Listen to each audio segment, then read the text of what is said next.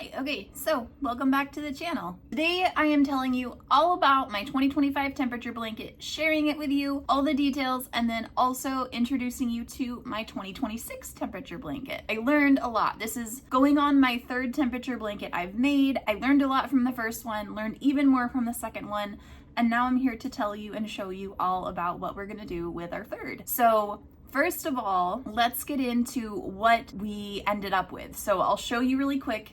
Here's the screenshot, the picture of what this 2025 temperature blanket looks like, completely finished. The only thing that I haven't done yet is I haven't weaved in the ends, but we're not going to talk about that. That will be a project for another day. Anyway, so that's what the blanket looks like. This is the blanket. It's huge. It's 4 pounds. It's 4 pounds. 4 pounds of yarn. Fully. But yeah, this is the temperature blanket. So how I made this, if you haven't seen my other videos, is each hexagon represents 1 week, okay?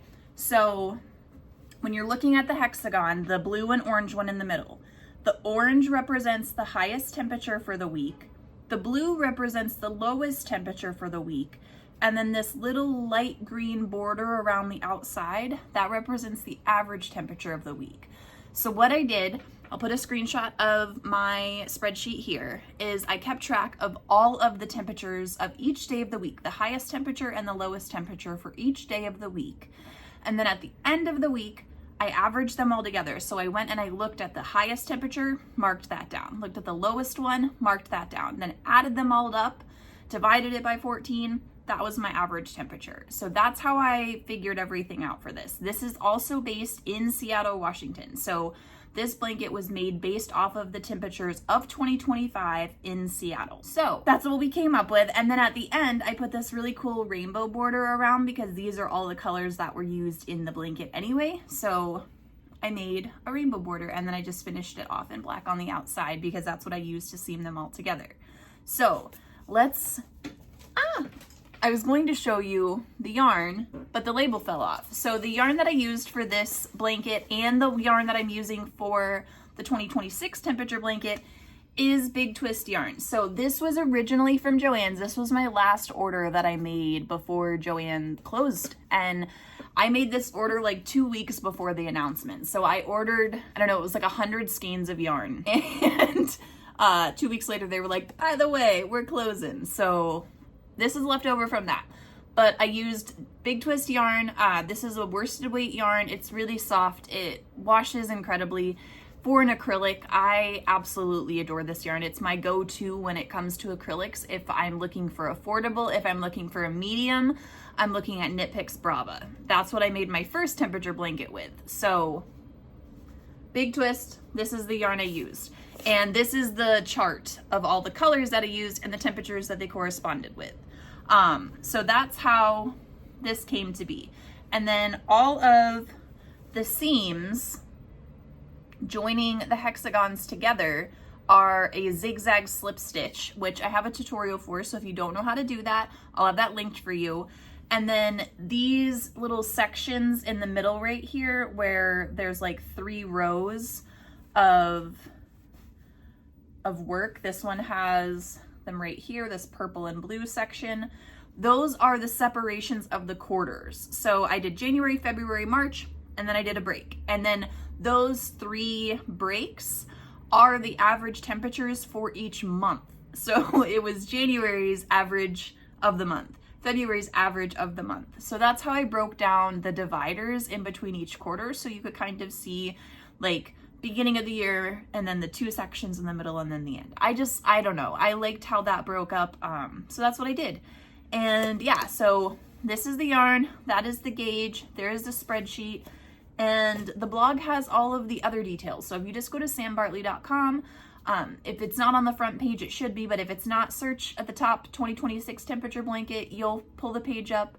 It's also linked below for you, and that has all of the details for you for the future. So if you do end up wanting to design and make your own temperature blanket, you have some references to go off of. So what did I learn from this blanket? I learned a lot of things. So the first year I did a Tunisian crochet blanket, and that one was perfect. I love how it came out. I'll put a picture of it up here too.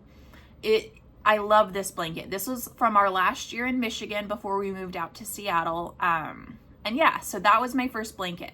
I learned I did not want to have each section be that large. So I did 3 full rows of Tunisian. So a forward pass, a return pass. I did that 3 times, and that's how I made my Tunisian blanket. And that's also the pattern for that's linked to. So I learned that I wanted to do smaller project on the next temperature blanket. This is not a smaller project. My math, I never said I was good at it. These hexagons are 7 inches. They're huge. They're so much bigger than I thought. And that I used a 7mm little Furls. Let's see if it'll not be on me. This Furls Andromeda hook. And I was like, this is going to be great. Worsted weight yarn. It's going to be loose and flowy and blah, blah, blah, blah, blah. It is exactly that. It is loose and flowy and just kind of flops around, and I absolutely adore it. But this blanket's bigger than my king size bed.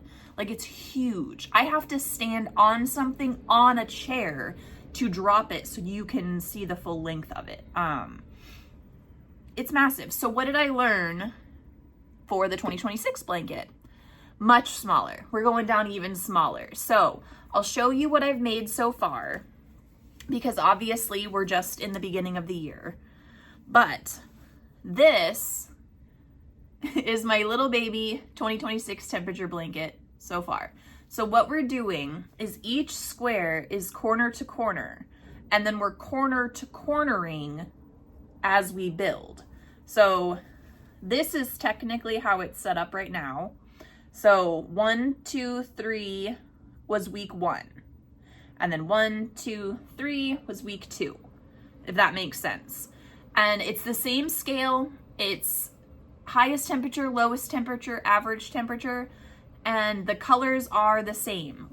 I'm using the leftover yarn that I had from last year's temperature blanket. This one should end up being the size of a throw blanket. If it is much bigger than that, I give up. I give up and doing any kind of math, and somebody else will have to do it for me for the rest of my life. But I'm pretty sure it's going to be right because they're 5-inch squares. It's much smaller than 7-inch hexagons. We should be good to go. But I'm doing corner to corner, and I love it. I think it's coming out great. This is the second blanket that I'm working on. I've got 3 blankets going this year. I have a Tunisian neon blanket that I'm working on. I have this blanket, and then I have another one that is a secret that I will be putting up a video of soon. It is a collaboration with an author that I adore, so I'm really excited to share that one with you. That one, it's a lot different, but it's going to be a super fun pattern. So that's what I've got coming out for blankets this year. That is my 2026 temperature blanket so far. I have the other squares made for last week. I just haven't attached them yet because today is the day that I get to do this week's. So I'm using also a 5mm hook instead of a 7mm hook. So much smaller, still worsted weight yarn. We're still doing good. So that is the reveal of the 2025 temperature blanket. My plans for my 2026, and if I didn't cover anything and you have any other questions, leave those in the comments below. If you like this video, make sure you subscribe and like the video, and I will see you in the next one. Bye.